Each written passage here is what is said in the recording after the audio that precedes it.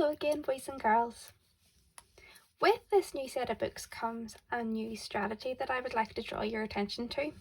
So of course you can still keep using the strategies that we've already talked about, like looking at the picture, sounding it out, thinking about whether it's your keywords or not, one of your keywords or not, but there's a new strategy, and this is the monkey strategy, and it's called Chunky Monkey. So with this new set of books, you'll notice sometimes there's words that are a little bit longer. And I'm going to give you a little example. You might see the word winter. So we know winter begins with the W sound. But with a word like winter, you're not going to see a picture of winter necessarily, sure you're not. It's very hard to draw winter. So with these sorts of words, what you can do is you can split it up into chunks or different pieces. So what you can do is, first of all, you might want to take a look at the word and see, are there any smaller words inside the bigger word? You might notice that there's the word in. You might even notice that there's the word win. So that's always a really good place to start. See if you can recognize any smaller words within a bigger word. After that, you can chunk it up. So I'm going to chunk it up into two pieces. So we've got win here. Let's put a wee line here. So we've got win, and then if you were to sound out these, you would get ter. So we know that the word is winter. Another word that we're going to do together is the word, in fact, I'm not going to tell you. We're going to have a go at chunking it up. You can even chunk the word into sounds that you recognise. So I can see here there's the A sound. And I can also see the R and the N sound. And to me, do you know, that looks like the word rain. So that can be the first part.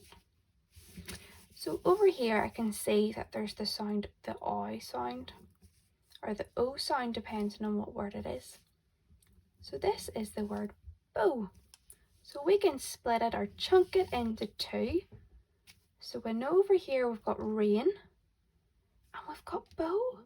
So if you put those two chunks together, you get the word, giving you a little clue, a rainbow. So that's another strategy that I would like you to maybe have a wee go at as we look at these maybe slightly trickier books, slightly longer books that have bigger words. So for today's book, we are going to go on another adventure, I think, with Gran. I find all these adventures so exciting. I hope you do too.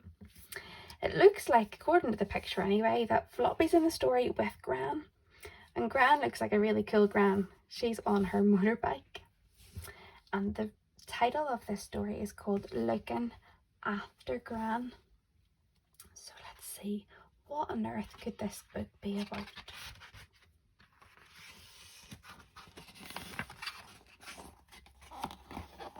Okay, now, looks like maybe the family are going away somewhere. What do you think? They've got their suitcases in the back.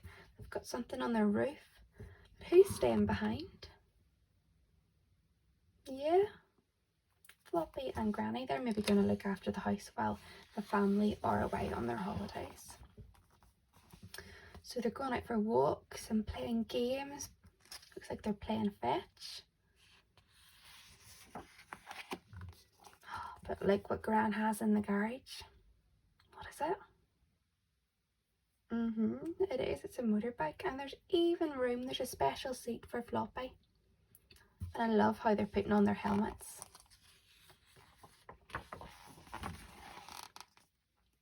Now, do you think they're going slow or do you think they're going fast? Yeah, it looks like they're going fast. And there's a really cool word, and it's the word zooming. And zooming means you're going super quick. How do you think Floppy feels like it? Or feels about it? I don't think he's too sure about it going fast. So where are they now? Yeah, looks like Gran's away somewhere. and just left floppy in the motorbike. Now, if you've ever been on the beach before, you'll notice sometimes what happens, the water starts to come in, doesn't it? It's called the tide. And what has happened here? Oh dear.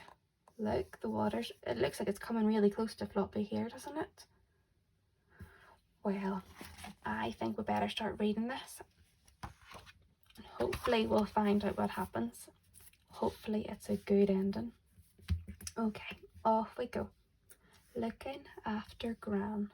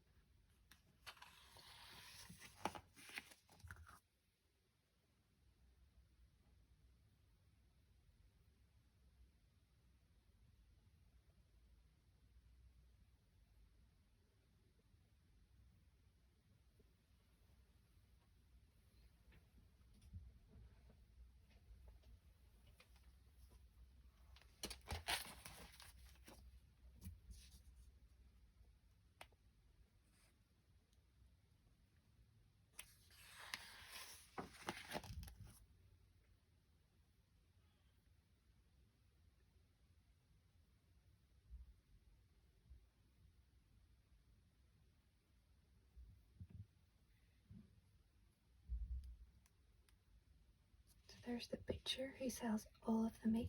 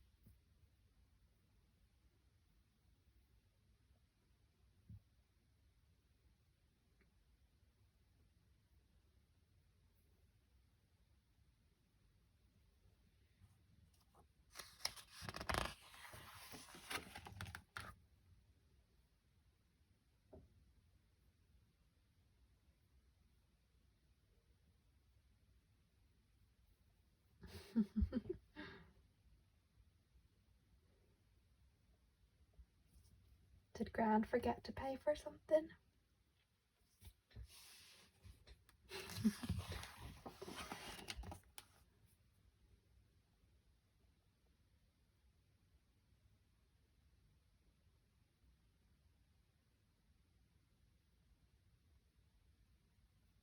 Wow, it looked like Floppy saved the day and also saved Gran's motorbike.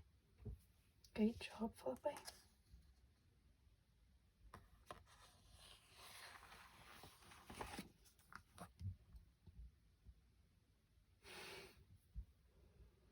The last page, let's read it together.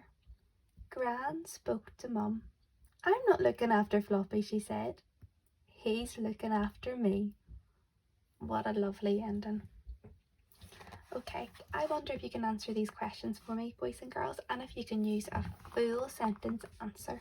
So don't just reply with one word or a couple of words. Try and answer using the words in the question. So here's the question here, and you know it's a question because it's got what? Yeah, they've got question marks.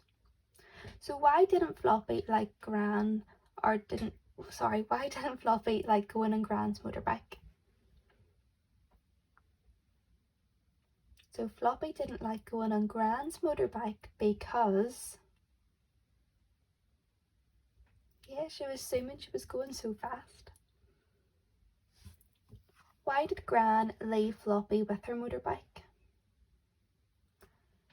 So Gran left Floppy with her motorbike because,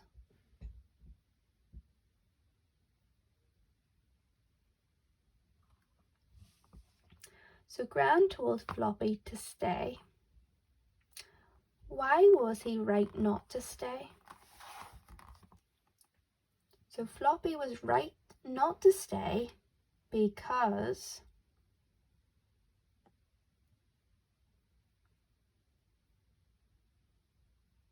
well done.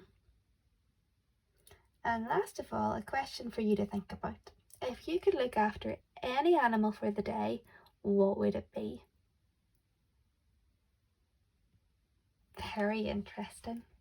Great job, boys and girls.